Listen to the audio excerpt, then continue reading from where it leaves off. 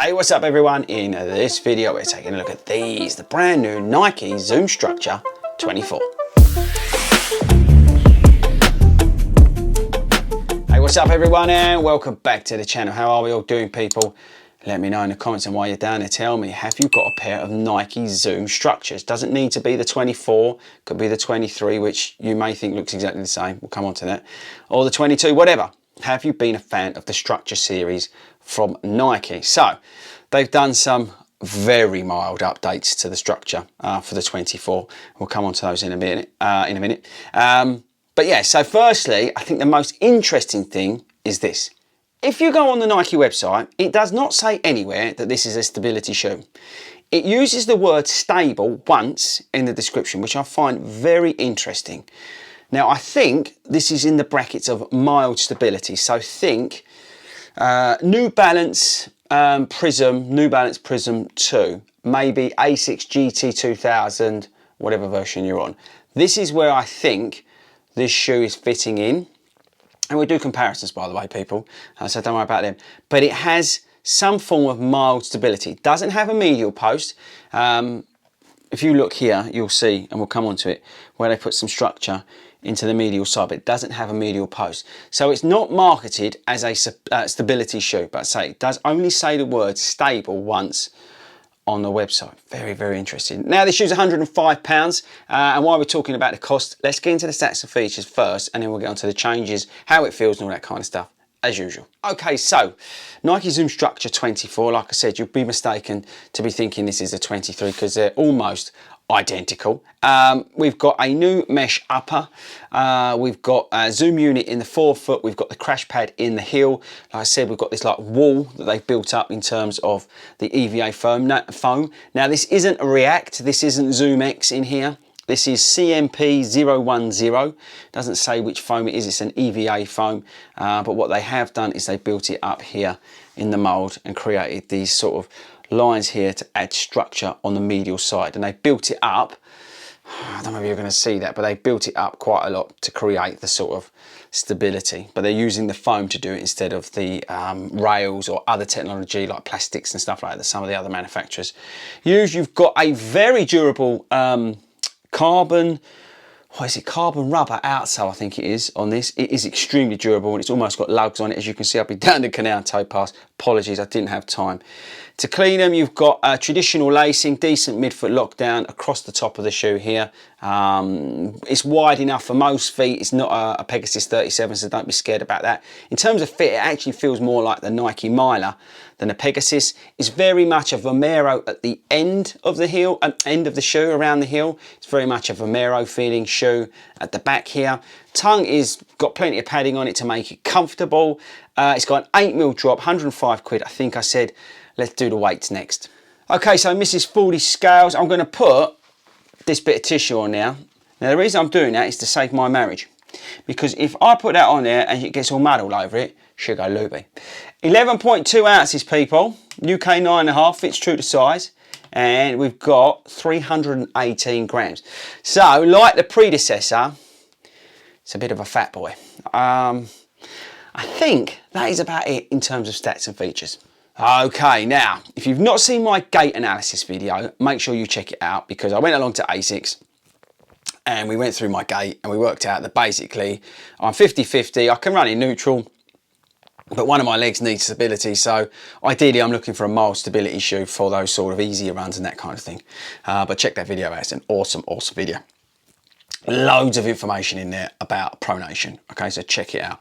Now this is, is not labelled in any way as a stability shoe, but I think most of us know that the Structure was always a mild stability shoe from Nike. Now the update, the only update I can see is in the upper. Now it's not going to come out on camera, so what I've done is I've nicked two pictures off the website for the Structure 23 and the Structure 24, and I'll put them up on screen and you will see the updates, what I'm talking about. There are a few different things going on here in terms of the overlays, but that is about it. And I'm going to come on to this in a minute because it's really starting to annoy me, but we'll come on to that and my rant and rave in a little bit, so hold tight on my Nike rant and rave coming up. The foam feels a little bit softer than last year's model. Might just be my imagination, but it definitely feels softer. Now, if you're new to this shoe, this foam is I would say between Zoom X, super soft, React, bouncy, returnable, but can feel quite hard or firm when you start it off, but it does come to you. I would put the foam, the EVA foam, in the middle of that in terms of feeling. It's not the softest, it's not the hardest, it's in there, but it's definitely softer than a React when you put it on. You can film the zoom unit in the toe, so it does give you a nice heel to toe transition with the crash pad that they've tuned up, and there's all loads of marketing on the Nike website about this crash pad. I'm not going to bore you to death with that, but you can feel the heel to toe transition. It is stable. I like the width of the shoe. And I think that goes a long way to making some good shoes in terms of mold stability, is the width, especially in the forefoot and around the heel. They've definitely kept the width, but it's exactly the same as the 23. And I really like that shoe. I really like that shoe. I enjoyed that shoe a lot. In terms of stability, you do feel it a little bit in terms of, you don't feel it, you don't feel the intrusion of the mold stability. That's the better way of saying it.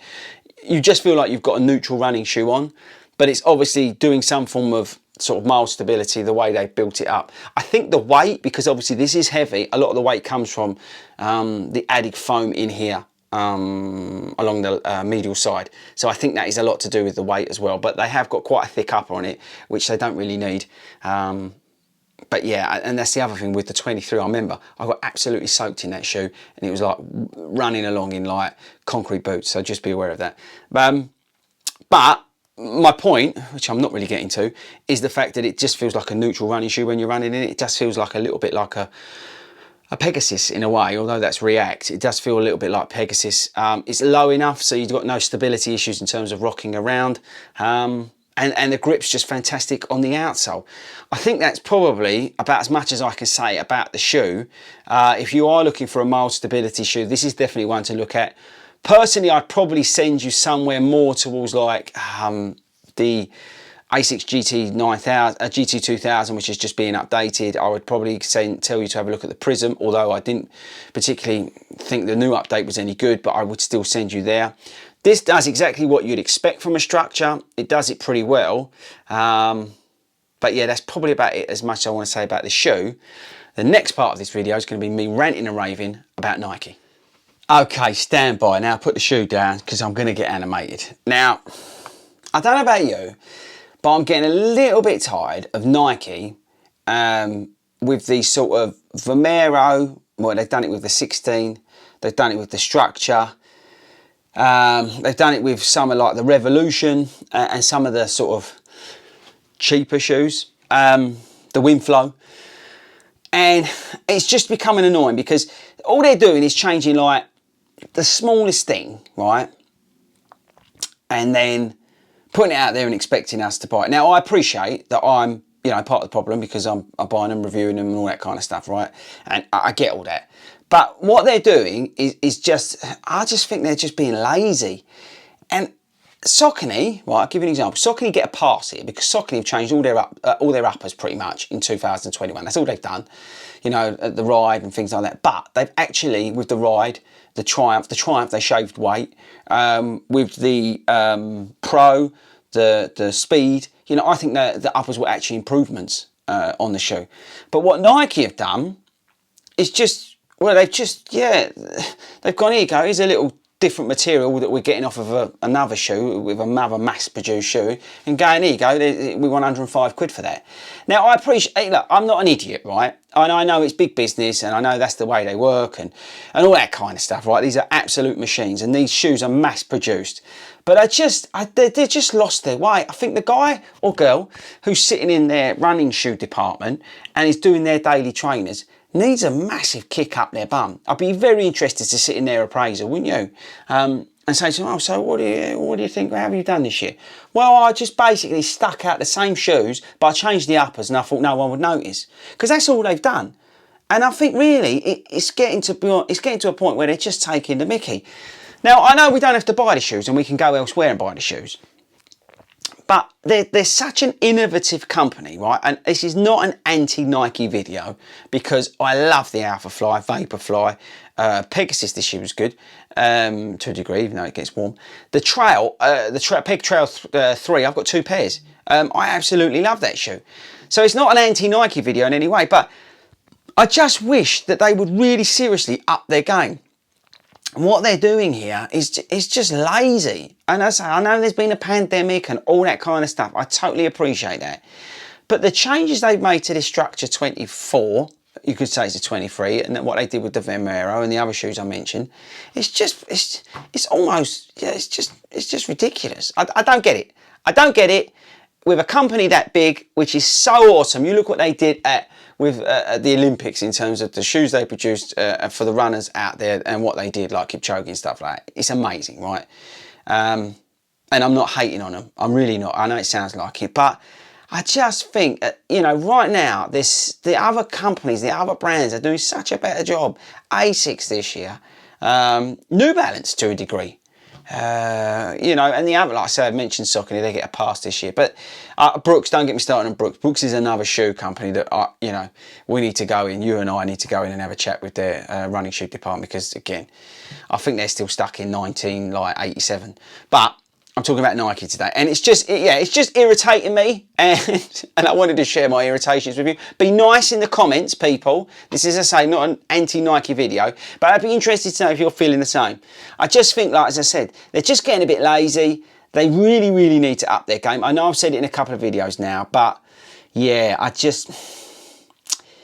it's almost getting to the point now where I just don't want to buy the shoes. So there you go, rant and rave over.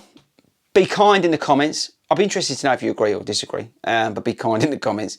But yeah, it is. It's kind of put me off buying Nike shoes at the moment, the daily trainers I'm talking about, for the rest of the year. So we'll be interested to see what I come up with, what I think about. But yeah, there you go. Funny way to end the video, no? But anyway, that was the Nike Structure 24 review, to a degree.